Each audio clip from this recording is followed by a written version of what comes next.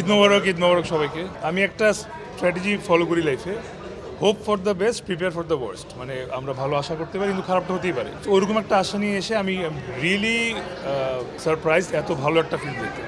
And অনেক engaging ছিল মুভিতে। পুরোটা একটা অডিয়েন্স যদি সময় মুভিটা দেখে ঢুকে যাওয়া সম্ভব মুভি স্টোরির মধ্যে। অ্যান্ড লাস্টের টুইস্টটা তো এখন বলে দিতে চাই না অডিয়েন্সদের উদ্দেশ্যে।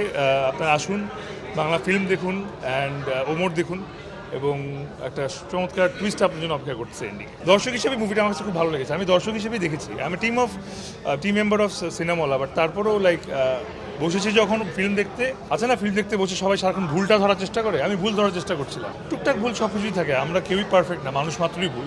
1 মিনিটে নগদ ইসলামিক অ্যাকাউন্ট খুলতে ডায়াল করুন *167#। টুকটাক ভুল হয়তো কোনোটা আমার চোখে পড়েছে, কোনোটা আপনার চোখে পড়বে, এরকম ভুল থাকতেই পারে।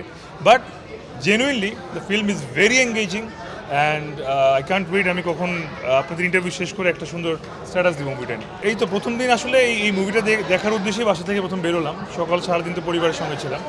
সো এই মুভিটা আসলে ঈদটাকে আরও ভালো করে দিয়েছে। মুভিটা অ্যাকচুয়ালি অনেক ভালো, মানে আমার মাথায় এখনও মুভিটা ঘুরতেছে। সো একটা ভালো মুভি ডেফিনেশন আসলে এইটা, যে হল থেকে বের হওয়ার পরও আপনার মাথায় স্টোরিটা থাকবে। আশা করি সবাই দেখবেন।